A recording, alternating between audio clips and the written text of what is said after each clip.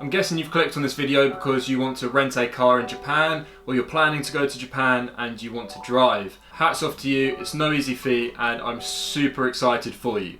But there's a few things you might need to know before you actually go to Japan and before you rent a car or even think about going to Japan and renting a car. So in this video, we're going to go straight into the top 5 things you're going to need to prepare yourself to drive in Japan. And without further ado, yoroshiku onegai shimasu. Boku no namae wa Sakoto desu. The first tip is to be prepared. In order to actually drive in Japan, you need an authorized international driver's permit from your country, allowing you to drive in Japan. It has to be Japan specific, so please, when you ask for this, make sure you ask for that. You can get this from your post office. On the post office website, you can double check whether or not they're able to permit the international driver's permit, so please do your due diligence, go to somewhere that definitely has it, because not all post offices have this. When you go to get this, you're going to need a valid driver's license, some passport photo style pictures, your passport, and I believe that is everything. It only costs about £5 if you're in England. I'm not sure about anywhere else in the world. However, those are the things you're going to need in order to get it. So tip number 2 is kind of self-explanatory. It is pick a car and be aware of the cost.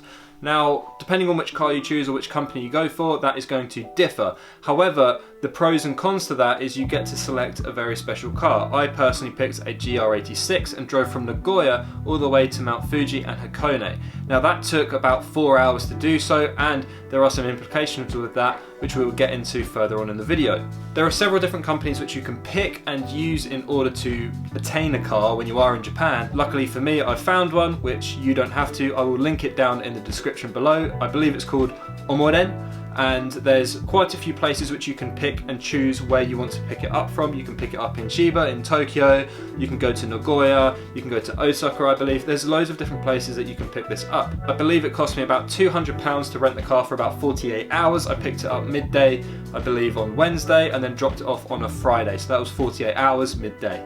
Tip number 3 is be prepared to pay for tolls. Now, tolls are included when you are driving in Japan if you're going on any main major road, because they look after those roads and you will see that. I drove from Nagoya to Mount Fuji and it cost me about £50 in tolls. And if you miss an exit, unfortunately, you have to go back around and pay that toll again. By the way, this is not including fuel, so just be prepared when you do go. You are going to have to pay for tolls if you are traveling somewhere a little bit different. So even if you're going to Daikoku, for example, which I'm guessing some of you might be, then to get through to Daikoku you have to pay a toll. But the good thing with that is if you're going on the C1 loop, because it is named loop, you guessed it, you can go around as many times as you like and it's only a fixed tariff. Tip number 4 is ETC. This goes hand in hand with tolls because ETC is exactly how you pay the tolls. Now there are 2 options on how to actually pay the tolls. Number 1 is the ETC card, which plugs into a port which is inside the car, which allows you to drive straight through when you are going through a toll booth. This opens the barriers straight away and it charges the card, which then comes out of your account later. This is only if you have selected unlimited ETC when you've chosen the rental car. It usually costs somewhere between £70 and £200. It's quite a broad range depending on where you're going and how long you rent the car for. However, it covers most tolls. Now the second option to pay tolls is literally manually. You go into the green booth, which it will say it on top, green and purple. It will have it like highlighted. One will be ETC, which is purple, and the manual paying method one is green. So if you want to pay manually just with cash or by credit card, pay as you go, then please go through there, but you have to stop. Please don't go straight through because you will crash into the barrier. Personally, I would recommend if you are doing a long trip and they have the option and it's not too cost effective, and if you can kind of weigh up the options, then ETC is the most convenient method. If you're not doing too much of a long trip, I would highly recommend just paying as you go because you can keep track of it and it will probably cost less. Just to make sure you're clear on this, there are 2 toll booths. One is purple, which is for ETC card holders, and the second one is green to pay manually. When you're approaching, make sure you go into the correct one. And tip number 5, the final tip, is to just plan your trip. Japan can be quite confusing sometimes, and especially when you don't read the road signs, it is a little bit of a different dynamic out there, even though it's very close to how you drive in England.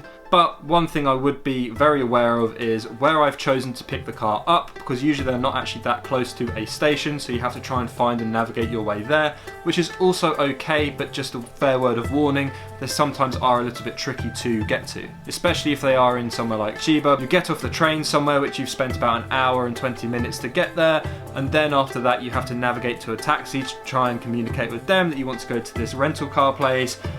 Sometimes it's a little bit confusing, so please allow for about half a day when you're going to pick up the car and when you're going to drop it off, because you need to get back from that car place back to the stations, then go back to your hotel. So finally, I just wanted to give you a quick small rundown of the cost which I paid this time last year when I did this in October. I picked up the car which I'll show on screen now in Nagoya. It was very, very easy. It was hard to get from the station to the rental place, which is why I mentioned to make sure that you're aware of how long it might take and how tricky it can be. However, it was a really good experience and I wouldn't change it for the world. I literally had the best time. So just a little price breakdown.